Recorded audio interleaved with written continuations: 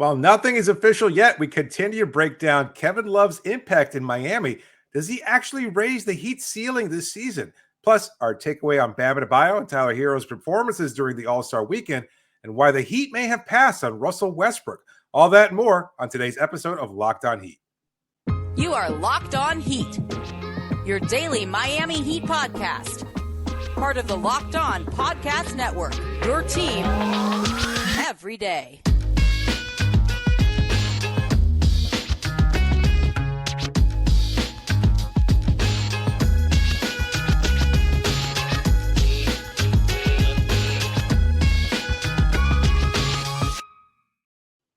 All right, welcome to Locked On Heat, your daily podcast on the Miami Heat. I'm Wes Goldberg here with David Ramil. However, you might be tuning in on YouTube, Odyssey, or your favorite podcast app. Thanks so much for making Locked On Heat your first listen every day. Today's episode is brought to you by FanDuel Sportsbook, official sportsbook of Locked On. Make every moment more. Visit FanDuel.com/Locked On today to get started. Well, David, you and I on Monday broke down in depth how Kevin Love will impact the Miami Heat. We also touched on Cody Zeller, who was more of the surprise addition that the Heat made after the deadline during the All-Star break, coming into the final stretch before the playoffs. Like I said, broke it down in depth. Kevin Love's three-point shooting, the rebounding, and all of these things. One of the things we did not touch on, though, was sort of more bigger picture, the overall impact on the Miami Heat this season. Let's just get right into it. Do you think that Kevin Love and Cody Zeller and those additions raise the Heat's ceiling? No, honestly, I don't. I think they can make an impact in terms of overall wins and losses. Like they'll be responsible, and at least I should say mostly Love, because we're not sure exactly what Zeller's role is going to be and whether or not there is a conflict in terms of Omer Yurtseven's return to the court. We are both, I think, optimistic that Zeller can be a contributor, but that doesn't mean that there's necessarily a clear-cut role for him, again, in terms of how this roster is currently constructed. And I think the priority is to give Yurtseven whatever minutes might be available as Bam Adebayo's backup center, if those aren't allotted to Kevin Love, which, again, is also a possibility. So let's assume that Love is either a starter or a backup at the 4 or 5, a combination of those two positions, and playing as well as he possibly could, spacing the floor, rebounding, outlet passes, team leadership, everything else that we talked about in yesterday's episode and what he brings to the table. Those are great contributors, and they might chip in for a 1 or 2 win here and there over the course of the season. But in terms of what Miami's ultimately capable of, I think that falls on Bam Adebayo, Jimmy Butler, and Tyler Herro. We're all worried about what Kyle Lowry might bring to the table. We can debate whether or not Caleb Martin should be a starting 4 or not.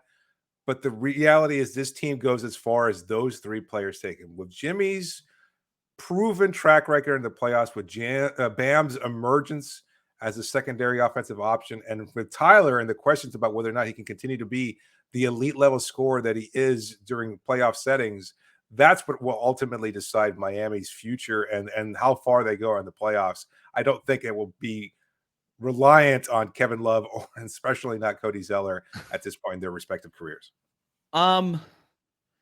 So I guess to preface this, you're higher on Miami's ceiling than I am, right? And so, we were asked this question pretty recently after the deadline, and you still maintain that you think that the Heat could make the Eastern Conference Finals, that you think that they could make the NBA Finals, that's what you think that their ceiling was. And I said after the deadline, I think this team's ceiling is the second round and maybe out at that point. So I guess that's important context to all of this. Yeah. So now I'm more at the point after this where I do think that this raises the Heat's ceiling. And when I talk about ceiling, it's not expectations. I just mean like what is possible for this team if things break right and if everything breaks right. And I thought that even if everything broke right for the Miami Heat, that their best chance was a second round and out. I honestly thought that before these additions. But I think the Kevin Love and Cody Zeller additions make this team so much deeper. And I think that the ripple effect because of that is going to be even more important and more impactful than the players themselves, right? I think that when you have lineup flexibility and you're not pigeonholed into basically playing small for 48 minutes, because that's what the Heat were doing, that amount of flexibility helps you for certain matchups, especially in the playoffs and things like that. I think that the Heat's ceiling, even before the Kevin Love stuff, was the 5th seed in the Eastern Conference by the time the regular season was over. I thought that, and honestly, that was my expectation. I thought this team was going to end up with the 5th seed. Right now, they're 2.5 games behind Brooklyn for the 5th seed. I think that everybody kind of figures at this point that Brooklyn's going to fall. They had a nice little cushion there, but after the KD and Kyrie deals, they're probably going to drop into the play-in tournament. I think that's a fair expectation for them. And then for the Knicks, like, I don't know. We'll see what happens with them.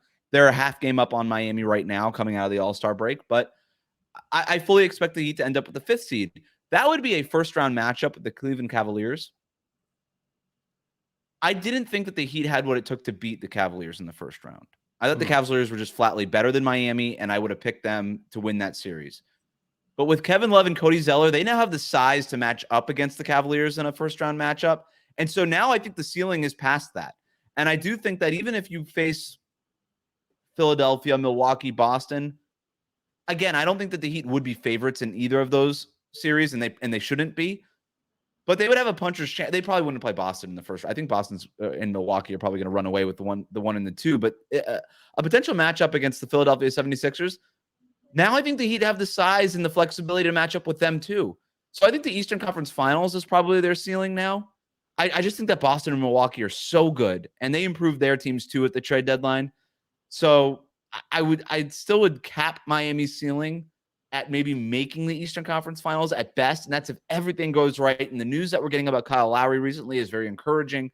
I think you add everybody together, they're healthy. Victor Oladipo's coming back. Omer Yurtseven's coming back. Duncan Robinson just got back. Like, if this team is healthy, I think their ceiling is much bigger or much higher. And the Kevin Love and Cody Zeller additions make them so much more flexible and allow them to match up with some of the teams that we were talking about. So I do think it raises Miami's ceiling.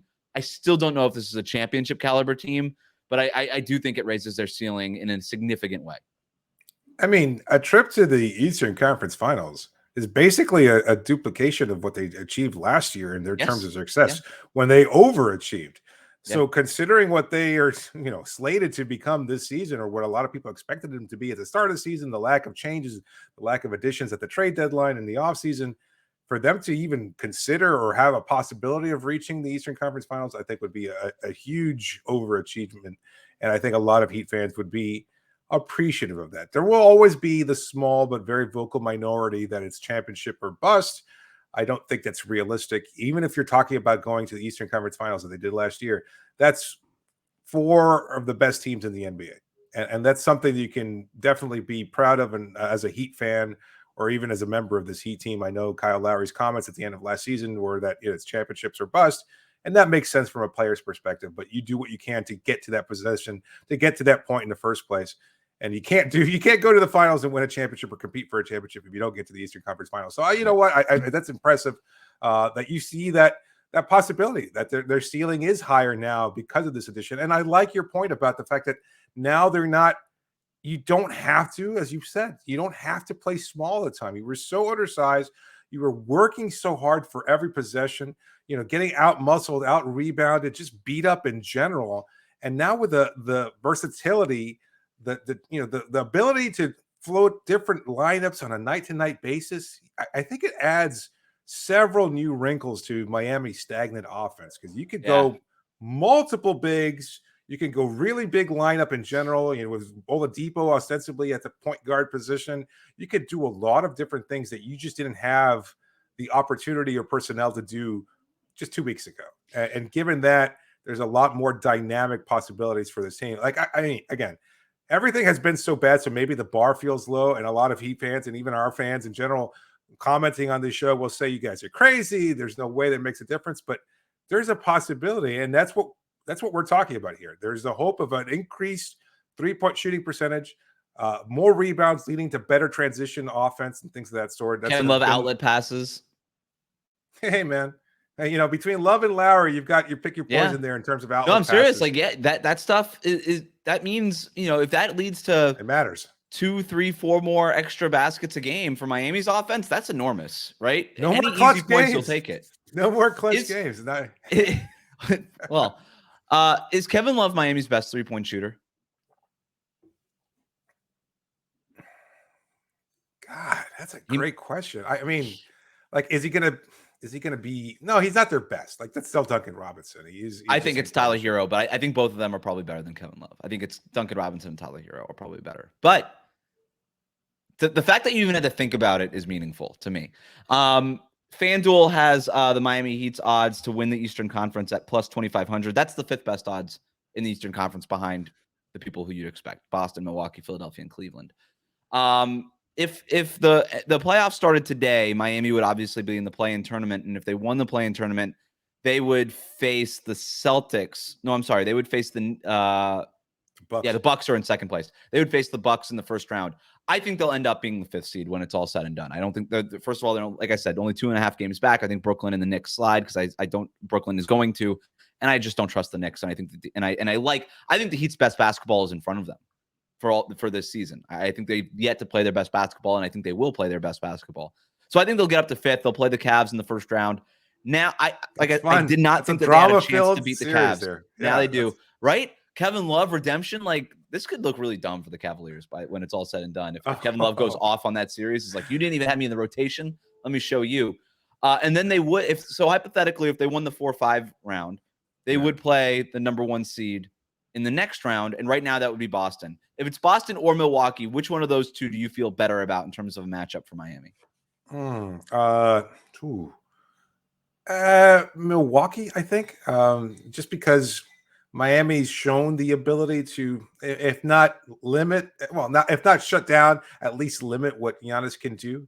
And given that relies on everybody else, like you still have to contend with Brook Lopez. You still have to worry about Chris Middleton and his health and everything else.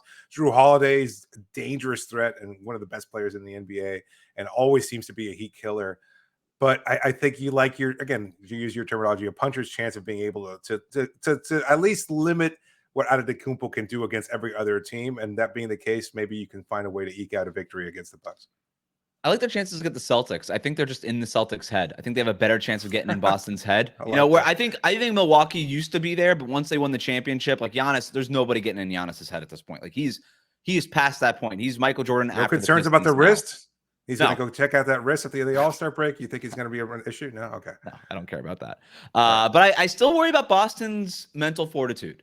I know that they got into the NBA Finals, but we just saw Steph Curry break their brains after Game 4 in the NBA Finals. So I still think they're a little susceptible to that. And Jimmy Butler, that's like his specialty now. Jimmy Butler's signature move is beating the Boston Celtics or just like ruining their days. And when there's a statue built for Jimmy Butler, it'll just be him like stepping on a Boston Celtics jersey one day. Something like that. I don't know. We mentioned the All-Star Game briefly. Dwyane Wade said that he expected to be part owner of the Miami Heat when he retired during an interview during the All-Star break. Did the Heat screw up? We'll talk about that next. But first, David, tell listeners about our sponsor.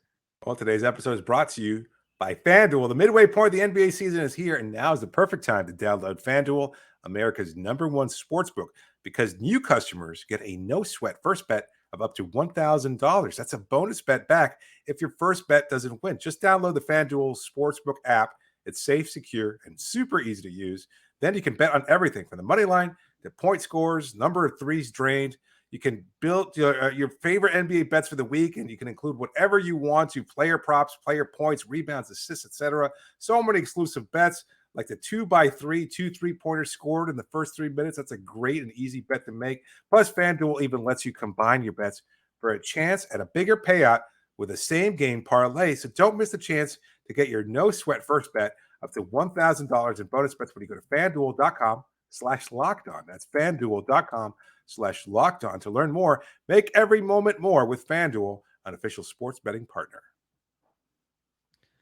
Thanks again for making Locked On Heat your first listen every day. We're available on Apple Podcasts and Spotify, so please do subscribe. Bam Adebayo and Tyler Herro both participated in All-Star Weekend. Bam was part of the All-Star Game and on the winning team Giannis. Tyler Herro was knocked out after the first round of the three-point shooting contest. David, were you disappointed in Tyler Herro's performance?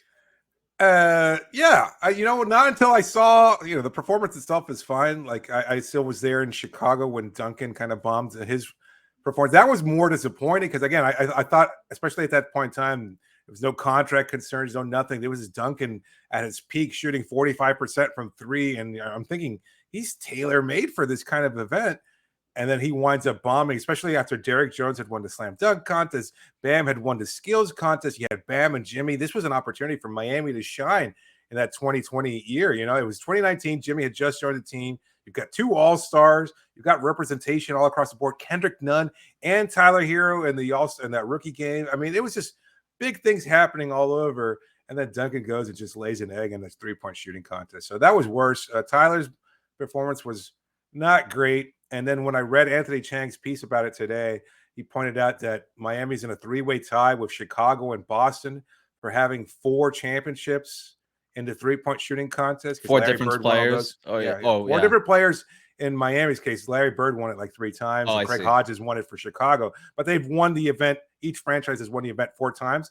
And if a Herro had won, it would have been put Miami atop both Chicago and Boston. So that's what sticks in my craw more than anything else. Yeah, I mean the field of competition for Tyler Herro was stiff. I mean that was all stars basically, right? Or big name players compared to the dunk contest, which was Matt McClung and other people nobody's ever heard of. So it was it was going to be tough. It was going to be tough for Tyler to win that anyway. Like Damian Lillard was winning that. It just sort of felt like it even before, and then he hit that clutch shot in the corner to beat Halliburton at the end there. It was disappointing though for me. It was a little embarrassing, honestly, for Tyler Herro. Like he missed all of his first 10 shots. He missed the first rack out of the corner. Did he miss all the first 2 racks total, or did he make one of them or something like that? It was not great. The broadcast made a good point where he actually takes a long time. It was a long time, but he uses so much of his lower body to get into his shot that he ran out of time at the end. And so the shot, I'm almost like, I found myself like, I'm like, is Tyler Herro even a good 3-point shooter at all afterwards? That was obviously an overreaction, but it was a little disappointing. Let's talk about Bam a little bit though. 4 points on 2 shots, 0 rebounds and an assist in 23.5 minutes in the All-Star game. What I found notable most of all was that he was the first sub for Team Giannis when Giannis gave his token minutes in the appearance as the captain, scored 1 basket, checked himself out immediately, and then Bam was the first sub off the bench for Team Giannis. That was kind of cool. But more than anything, and the All-Star game was terrible. What rank was he picked in? What selection was he? He was not last of the reserves. Jaren Jackson Jr. was. And that was, to me, the biggest thing. I was like, is Bam going to be picked last year? Because he's not known as an offensive player, right? And when you're looking at the All-Star game, nobody plays defense, so nobody cares if you're any good on defense. Right. And that's why Jaren Jackson was picked last, is because that's all he is. That's all he is. He's a very good defensive player, but that's about it. And so Bam was picked like 3rd or 4th to last or something. I think it was the 4th to last player, which is a good spot, like right in the middle of the reserve choices. So I like that. I like that Bam wasn't picked last. That to me is my big takeaway.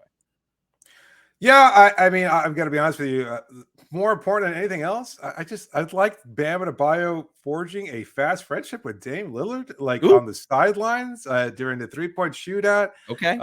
During the sidelines of the All-Star game itself, when Giannis is accepting the championship trophy for Team Giannis, there was Dame and Bam clowning, playing, having fun, kind of getting serious when the cameras were there and when they recognized they were on camera. I mean, that was a fast friendship that we've seen grow over the last few months since their joint partnership and Team USA basketball winning Olympic gold. Like Dame spoke so highly of Bam and Adebayo, and I think that and vice versa. If I recall correctly, Bam spoke really highly about Dame and his leadership and things like that. What's not to like?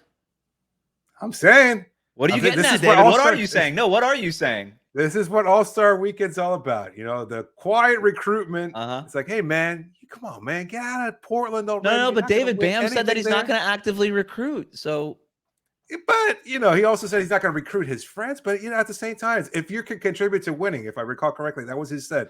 If you want to win and you think you can contribute to winning, then I will do whatever is possible to help influence your decision or help you make your decision. Something along those lines. I'm definitely paraphrasing here. Is this more of a, I'm not going to recruit my friends, but I will save a future Hall of Famer from mediocrity for the rest of his career? Maybe it's not recruiting your friends so much as doing a Hall of Famer a favor. Right. Helping him with his legacy. This is what matters most. It's like, Dame, you're going to get your statue in front of the Moda Center no matter what.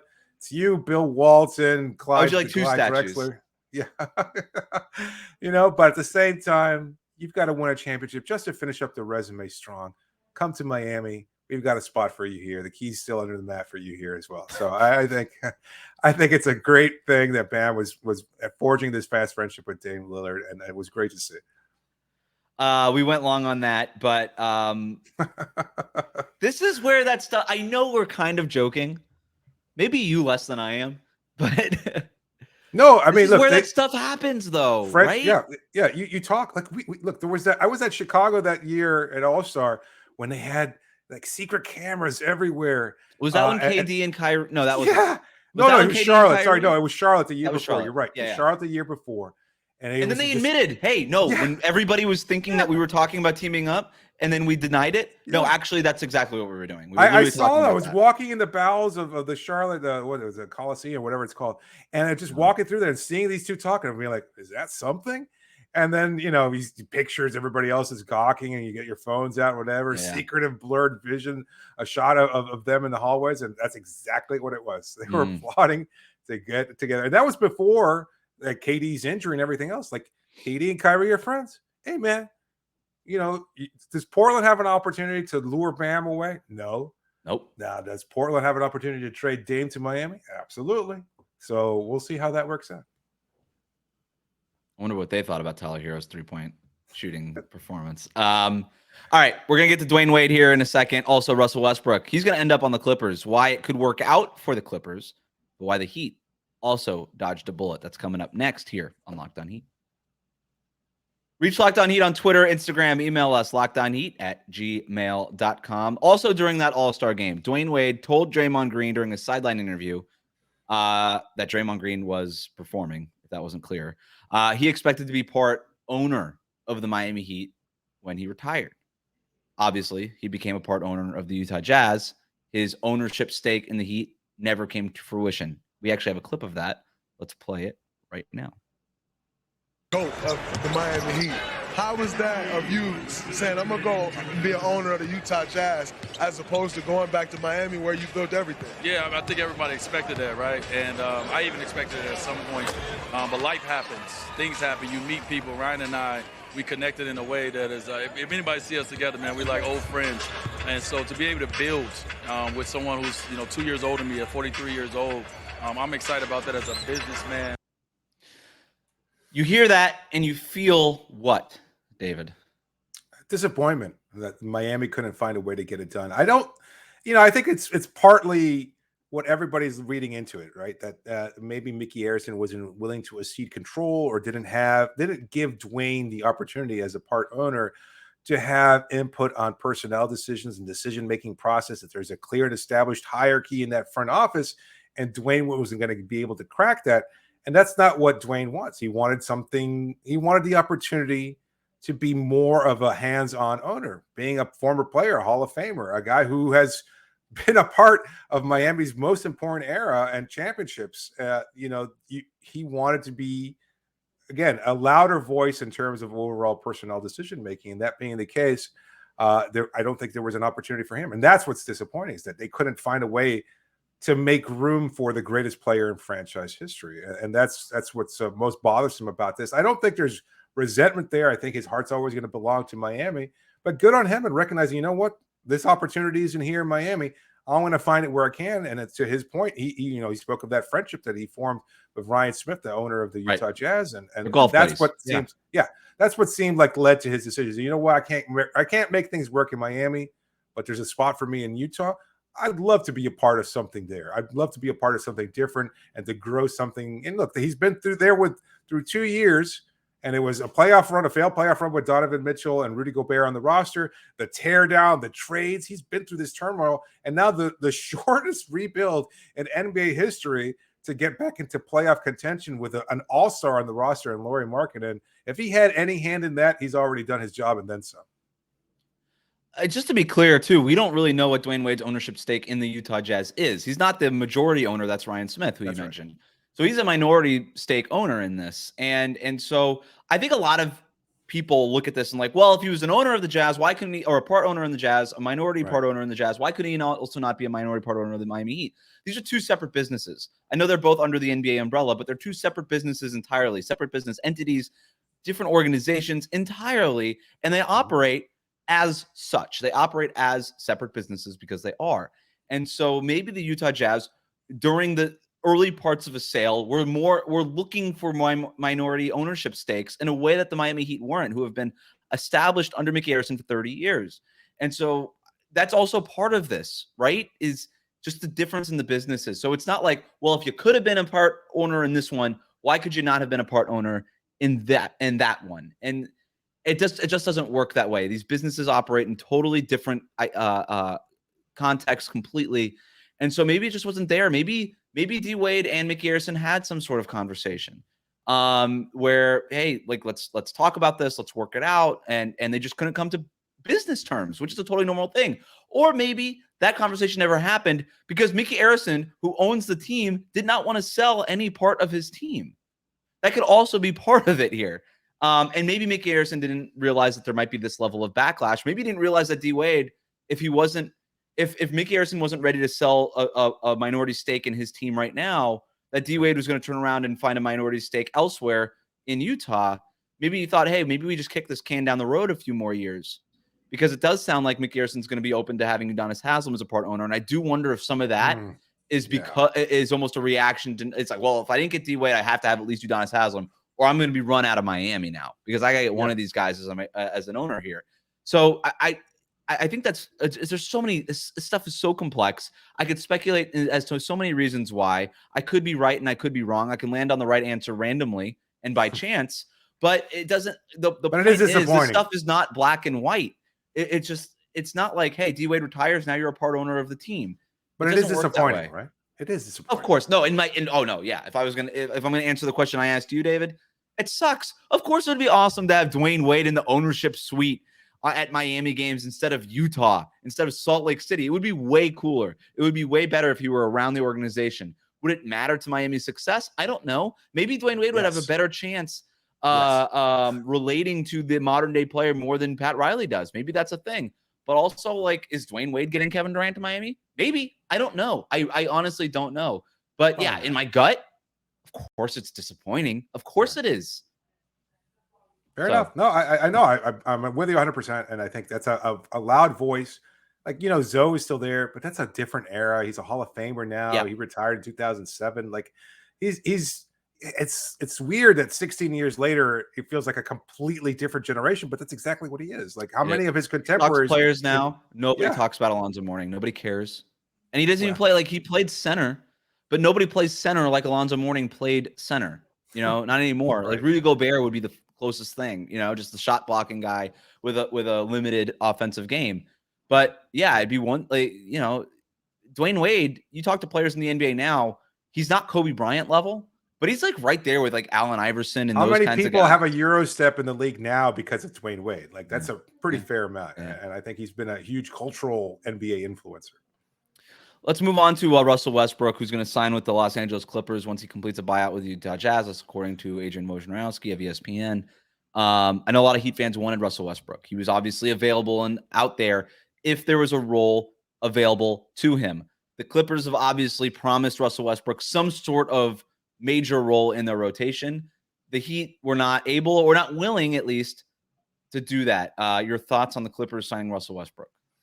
I think it was the right decision, to be honest, 100% honest with you. I think by Russell. Oh, okay. By Russell. I think it's what Russell wants. He could stay in LA. He's an LA guy. It just makes so much sense. You can go to your crosstown rival and just put another thorn in the Lakers side one more time. Like the Clippers are a good team, and I think they've got enough around Westbrook where he's not gonna overturn the apple cart as much as he would have in Miami. We talked ourselves into it, and I still think it could have been a good fit in with the Heat.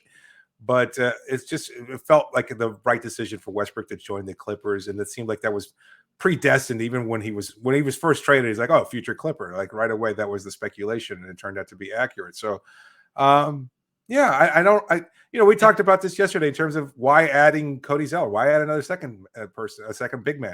And it's like, well, you do your due diligence and Westbrook, and ultimately, you probably find out he doesn't want to come to Miami, that he wants to join the Clippers, and that's or that the Heat don't have the role promised Or they cannot promise the role that Russell Westbrook is gonna looking start? for. And then what's Is he the going to point? start in LA? I don't know. I have not seen any reporting, but he's going to get a lot of minutes. I also think that part of it, and it's sort of what you and I were talking about in regards to maybe the Heat signing him, is the difference between wherever Russell Westbrook goes next and where he was with the Lakers was that the Lakers were paying him $47 million, and the next team's not going to be. He's not going to be this thing on the on their cap books that is keeping them from making other kinds of moves. If you just sign him to a prorated minimum, that's a low risk thing, right? And when you're talking about Russell Westbrook as a guy playing at the prorated veteran minimum versus Russell Westbrook making almost $50 million a year, those are two very different contexts and two different expectations. And so, look, I think the Clippers have the infrastructure in place that are better for Russell Westbrook. All of their best players are shooters who could space the floor, two-way players, guys who play defense. Like the Lakers didn't have that, right? And so I think there's lineups that the Clippers can get to where Westbrook does make sense, whether he's starting or coming off the bench. Personally, for the Clippers, I think he makes more sense coming off the bench for them. I think I like Trey Mann as a starter for them. I think they have enough ball handling in that starting lineup where they don't need a traditional point guard. But a backup point guard, you could play him with Robert Covington at center the same way that they did it in Houston.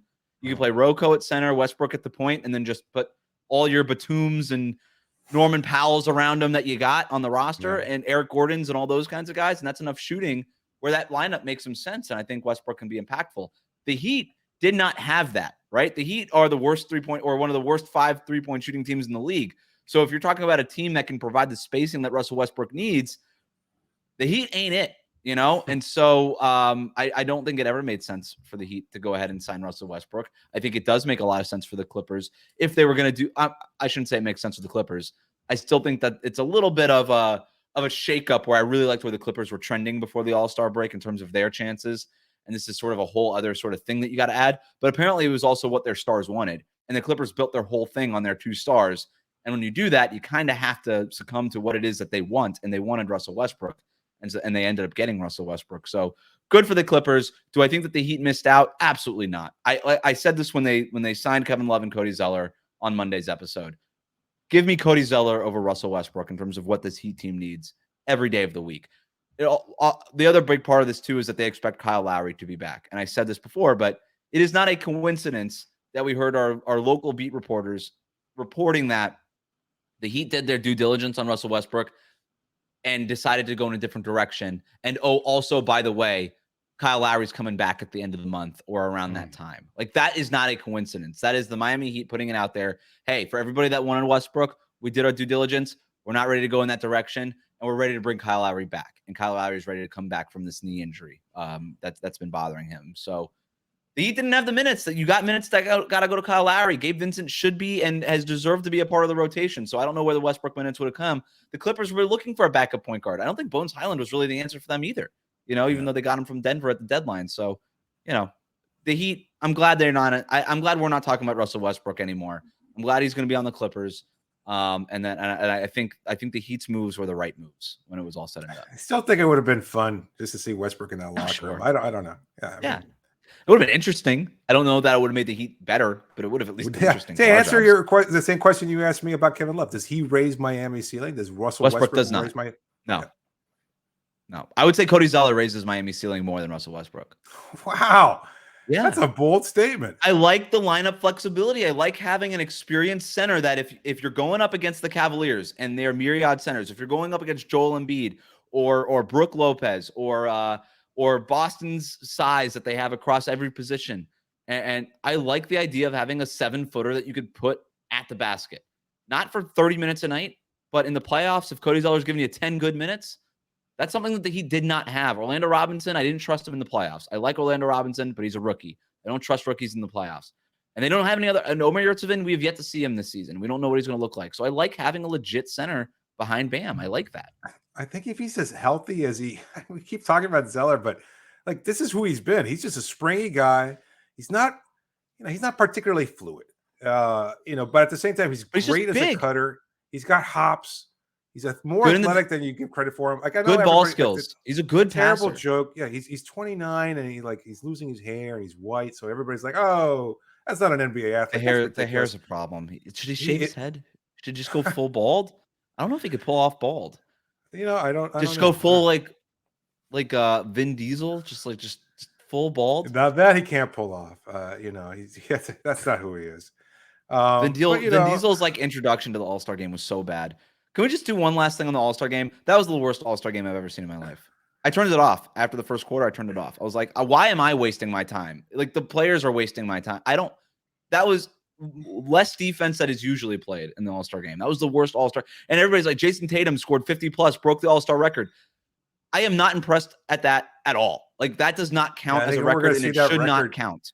We're going to see that record go up and up every year from that one. Like, by the year 2027, it'll be like whatever X player is like, oh my God, they scored 68 points in an All-Star game. It's not going to mean anything. There should be like a reverse inflation on it. Like, every 2 points in the All-Star game now is worth like 0.5 points. Like, there should be like a reverse inflation. So 50, what did he score? 55 in the All-Star break? It's 53 by Anthony Davis. That to me, that's like a 27 and a half game point, 27 and a half points. It's a good conversation, but that would take forever. I don't know that there's any way to incentivize the players, because then if you make it too, I thought that the doing the draft and having sort of like ownership over the team would incentivize the players to play harder. But really, the only players who even care or would even theoretically care are the captains. And LeBron subbed out didn't come back after halftime, and then Giannis subbed out after he scored one basket after 2 minutes.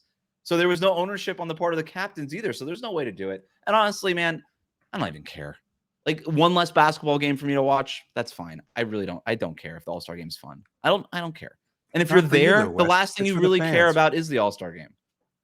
I don't believe that either. If you're media, no. Oh, if you're media, sorry. Like, there's a reason a lot of people in the media stopped going to All-Star weekend. It's very pointless. And it's a lot. And if you're there as a fan, you get like a 45-minute concert before and during halftime. Like, they don't even care about the game that they almost forget to play it. Like, I honestly, like, the introduction took so long. I was like, did you guys forget to do the All-Star game? That could change. If you make if the games were competitive and fun. It'll never happen. They're not going to risk injury. It's just not going to happen. Nobody sets screens, let alone play defense. No, yeah. Nobody wants to risk in the era of rest management and all that. They're not going to do anything. And it's just like, all right, let's stop asking. Like, you're asking for too much, and you're just going to be disappointed. Lower the bar, and just, you know what? You're there to see some of your favorite players. Maybe you get your jersey signed if you're a fan, and if you're media, you get access to every star in the NBA. That's something they should do, and that's it. That is something they should do. I will put that out there. Like, no, they not to the same extent. Like, it is not like you to have all the players there. No, the fans can go and visit them in practice, and they'll yell at players the same way they do. For the fans. I'm sorry. I thought you were talking about the media. No. Yeah, the fans should have more access. The fans should have more access. Yes, that's the whole point. Like, this is a totally fan-centric exhibition weekend. Reward the fans for their money, for paying their money. If you're going to say, you know what, we can't do anything about load management, and I'm sorry that you missed out, on X player or whatever player coming into town that sat out in said game, at least when you're saying come to the All-Star break, like, were the people there just from Utah? I sincerely doubt it. They probably have people. There was a big Utah states. Contingent, but you heard every time they introduced one of these star players. I mean, the crowd went crazy for every single one of them. Incentivized for the fans. Post Malone wasn't enough for you? Didn't do it for me, no. Thanks again for making Locked On Heat your first listen every day. Remember to subscribe to new episodes of Locked On Heat on your favorite podcast app and on YouTube. Ring the bell to get notified as soon as new episodes go up. Now make your second listen, game to game, NBA, every moment, every top performance, every result. Locked On Game to Game covers every game from across the NBA with local analysis that only Locked On can deliver. You can follow Game to Game on the Locked On NBA feed when the season resumes. It's available on the Odyssey app, YouTube, and wherever you get your podcast. David, thanks for joining me. You got it, Wes. You are Locked On.